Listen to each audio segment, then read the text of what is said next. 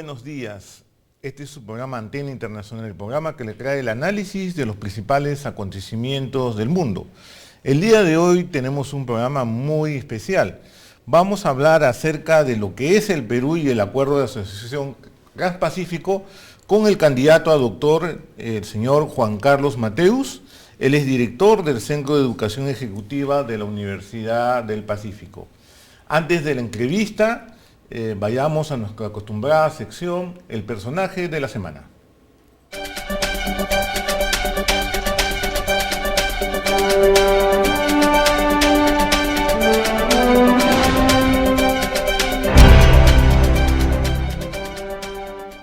Y el personaje de la semana no puede ser otra persona más que Joseph Blatter, ¿no?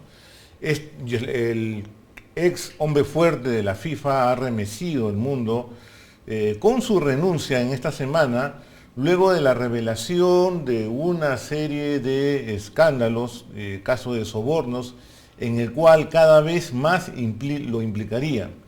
En esta semana, luego de su renuncia, se han presentado nuevos cargos de corrupción en diferentes eventos.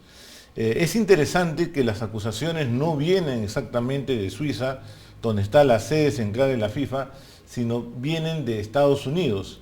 Esto ha originado una disputa política entre el presidente Barack Obama y Vladimir Putin. Putin está acusando de utilizar a Estados Unidos para que Estados Unidos quiere llevarse el mundial que está destinado, en el cual Rusia se organice dentro de 2 mundiales. Veremos qué sucede en las próximas semanas, pero todo indica que este escándalo recién se ha estampado la caja de Pandora y vamos a ver nuevos casos de corrupción que han ocurrido lamentablemente en esta institución tan prestigiosa que debería ser. Parece que la pelota se va a ensuciar en los próximos meses. Dicho esto, vayamos a la cifra de la semana.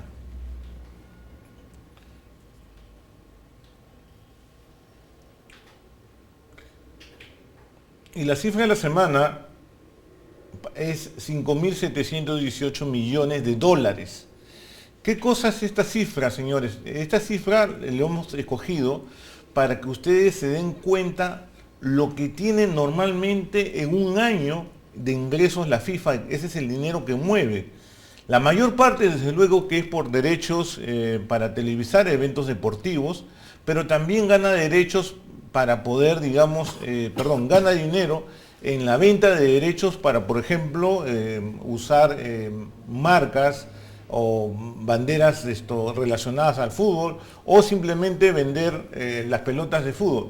Todo esto es el dinero en el cual se mueve y está en disputa actualmente por estas acusaciones de corrupción. Veremos qué cosas suceden en la FIFA, si es que va a haber un cambio de timón que se necesita para poder darle limpieza a toda esta organización que lamentablemente se ha desprestigiado tanto en los últimos años.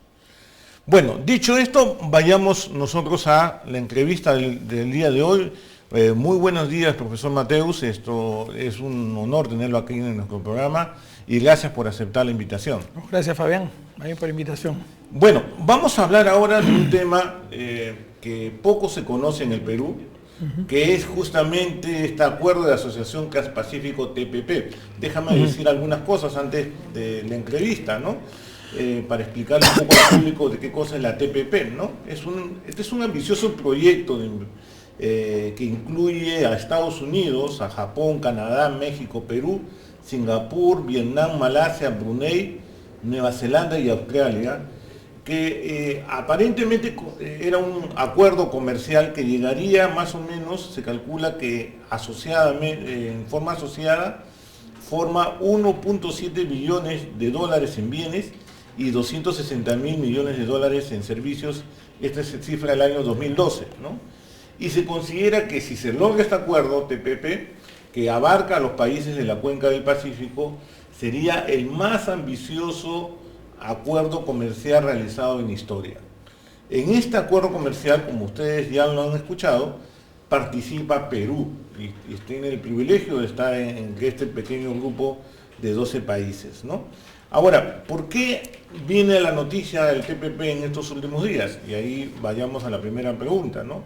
Es porque justamente el presidente Barack Obama desea dejar de legado político, ya ha firmado este acuerdo, y también un acuerdo muy semejante hecho o que está negociando con Europa. Y hace un par de semanas ingresó, digamos, en vigencia el Fast Track. Ante estos, profesor Mateus, ¿qué beneficios observa que podría traer, en primer lugar, al Perú este acuerdo TPP?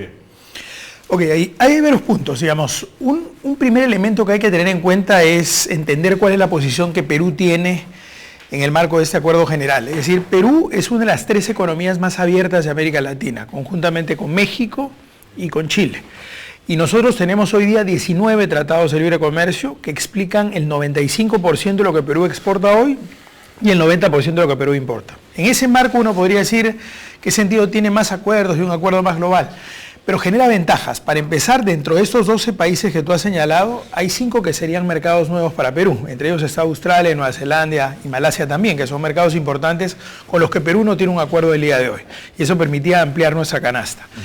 Segundo, que se contempla acumulación de insumos, es decir, yo podría exportar a alguno de estos 12 países, no necesariamente utilizando 100% de producción local, sino utilizando insumos de alguno de los países miembros del acuerdo.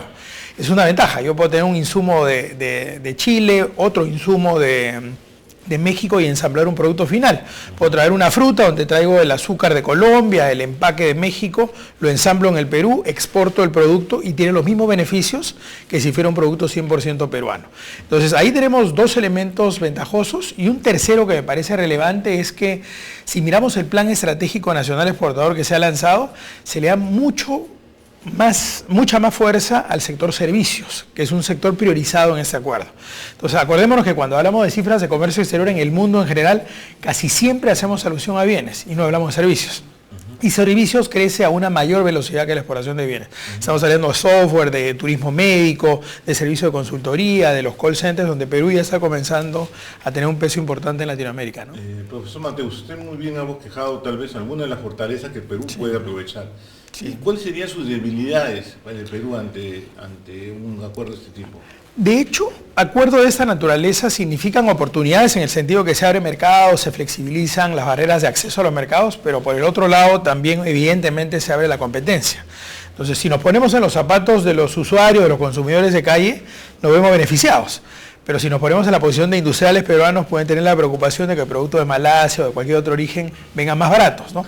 Pero eso es parte del juego en la competitividad. Como hace mucho tiempo se hablaba de, aunque no está incluido China en el TPP, el caso de China, ¿no? Por supuesto, algo por supuesto. ¿No?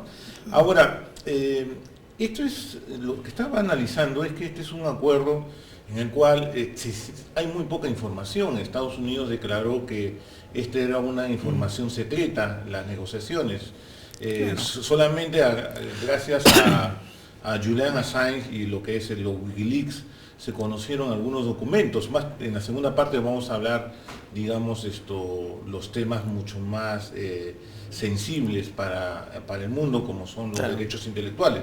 Pero vayamos a otros aspectos, ¿no? Porque este es un acuerdo donde tiene, por ejemplo, un marco regulatorio para las inversiones, programas común de normas laborales, regulaciones ambientales. Es mucho más que un acuerdo comercial, ¿no es así? Exacto, es más amplio. Recordemos que de todas maneras hay tratados de libre comercio como el que tuvo Perú con Estados Unidos, donde eran 21 mesas de trabajo y también estaba propiedad intelectual, obstáculos al comercio, temas laborales, etc.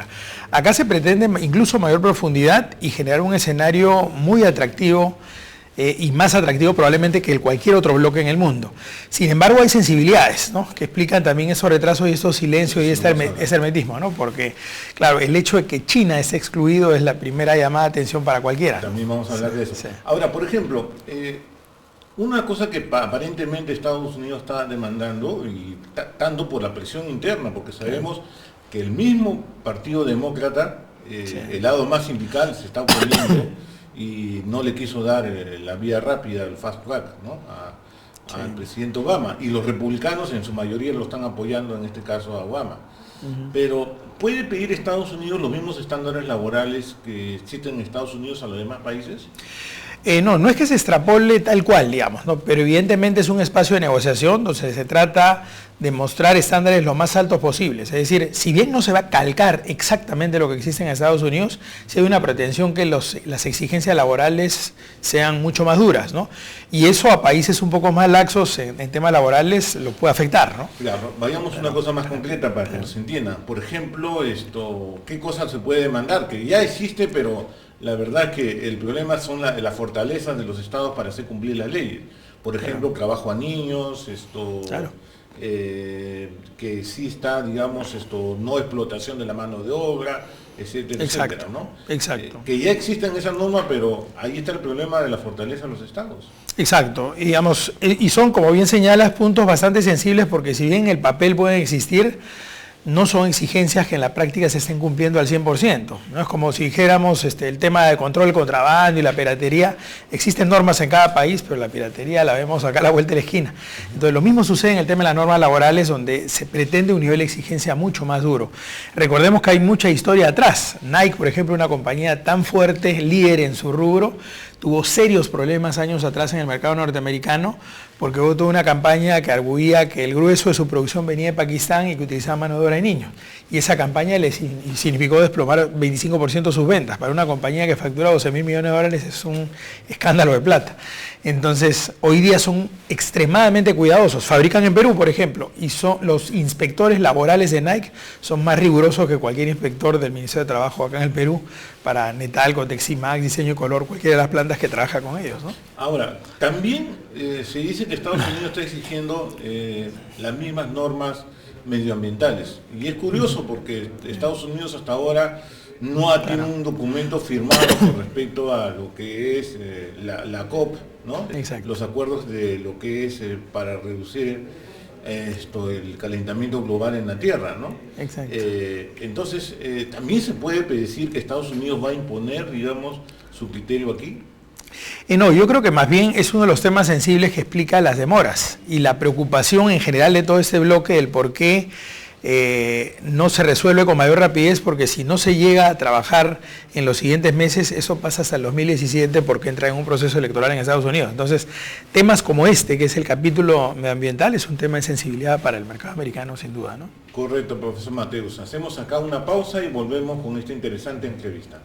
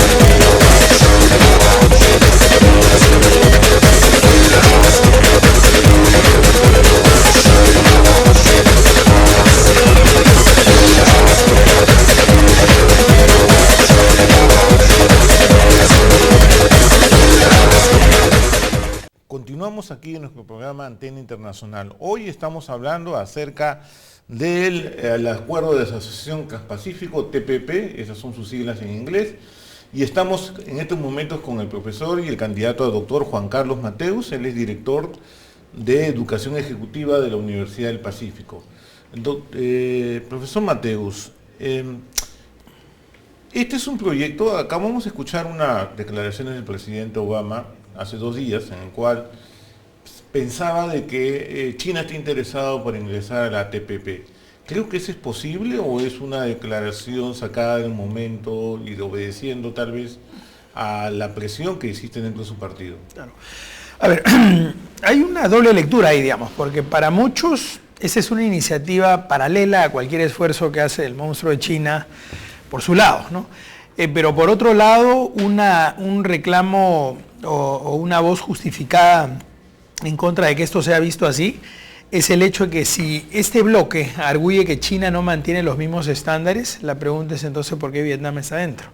Que Vietnam se parece mucho en términos de las críticas que hay, de normas laborales, medioambientales, etcétera, que podría tener China, ¿no? Entonces, bajo esa argumentación, uno no podría cerrar la puerta ni a China ni a ningún otro miembro que pudiera admitirse a futuro. Evidentemente, en la medida que se someta a los parámetros que define este acuerdo, ¿no? Entonces, el día de hoy se diría, esos parámetros no los cumple China. Pero por eso venía esa crítica, no los cumple China, pero tampoco Vietnam, y Vietnam sí está dentro, ¿no? Entonces, sí es. Sí. ¿Y cree que este ímpetu de Obama de poder terminar este acuerdo antes de que termine y dejarlo como legado, se debe justamente a esta ofensiva de China que tienen en América Latina? De hecho, uno de los intereses de cualquier bloque en el mundo es América Latina. No solo por lo que ha pasado en la última década, que ha sido de bonanza absoluta, porque ya no estamos en esa década definitivamente, siempre es una plaza de absoluto interés para cualquier bloque. Y Estados Unidos y China miran con atención lo que está pasando en América Latina. Por lo tanto, yo sí creo que es un punto de agenda donde el gobierno Obama tiene un interés de dejar como legado, como bien lo señalas tú, ¿no? Yo sí creo que hay ese esfuerzo. Obviamente estamos con el reloj en marcha al revés, porque a medida que vayan pasando las semanas y los meses, la agenda se puede ir complicando, y si pasa al proceso electoral, al tramo del proceso electoral, ya no podríamos tocar ese tema con profundidad hasta el 2017. Entonces yo creo que justamente por esa urgencia la presión está hacia cerrar antes de que termine el gobierno, ¿no? Profesor Mateus, vayamos al tema, los temas sensibles del TPP y concretamente vayamos a lo que es la protección de la propiedad intelectual, que aparentemente en teoría, digamos, esto ayuda, y es totalmente coherente que pueda proteger a la industria nacional. Pero en la práctica, por algún tipo de demanda, como lo que está sucediendo actualmente en el TPP, Estados Unidos estaría pidiendo, por ejemplo, 70 años de protección luego de que el autor fallezca. Esto, claro, en la práctica afectaría a países que están en desarrollo como Perú, Chile y México. No podría, por ejemplo, que se ha tocado bastante medios de comunicación, a realizar o producir estos genéricos para su salud hasta que pasen esos 70 años para perjuicio de toda la población. ¿Es esto así? Digamos, hay un primer punto que tiene que ver con estrategia de negociación. O sea, si yo quiero venderte mi auto a 15, no te lo ofrezco a 15, te lo ofrezco a 22 y vamos negociando y vamos llegando a un punto. Y lo menciono porque ese fue uno de los capítulos sensibles cuando se negoció el TLC Perú-Estados Unidos, que entró en vigencia en febrero del 2009. Y esa es una de las mesas más delicadas. Entonces se partió de una exigencia mucho más amplia y se terminó llegando a un acuerdo mucho más sensato para ambas partes. Entonces, por ahí yo lo vería como una estrategia de negociación. No creo que se tenga una pretensión real de llegar a plazos tan largos, porque eso tendría un efecto más negativo que positivo. Y por el otro lado hay la parte claramente beneficiosa para Perú, porque por ejemplo, todo el esfuerzo que está haciendo Perú en el desarrollo del biocomercio podría tener esa protección, donde se reconocen los derechos incluso indígenas en el desarrollo de cultivos andinos que tienen uso para el desarrollo de plantas medicinales y para farmacopea en general. Estoy hablando de la maca, sacha inchi, uñegato, chía, etc.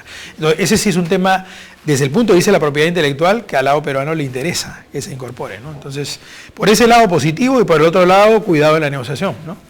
Entonces, ¿qué cosa es lo que prevé? Que esto se van a relajar estas medidas, sobre todo por estas exigencias de Estados Unidos de que ver, sobre todo para determinados productos como medicina, que es tan importante para nosotros. Sí, sí. Yo creo, como decía, que ese es un punto donde parten de una exigencia más grande, pero siempre hay un margen de negociación como en cualquier acuerdo comercial, ¿no? Ya. En este acuerdo comercial, necesariamente, por la forma que se está negociando, van a tener que pasar por la aprobación de congresos, yo supongo, ¿no? Sí, sí. O sea, el mismo proceso que siguió el Tratado de Libre Comercio en el caso de Perú con Estados Unidos, o el NAFTA en el caso de México, Canadá y Estados Unidos, pasa por el Congreso, ¿no? Ya. Y bueno, en conclusión, ¿cree usted que finalmente que debería, digamos, el Perú, digamos, ya haciendo la salvedad y hacer una buena negociación sobre este tema tan espinoso como es la propiedad intelectual, continuar impulsando el TPP?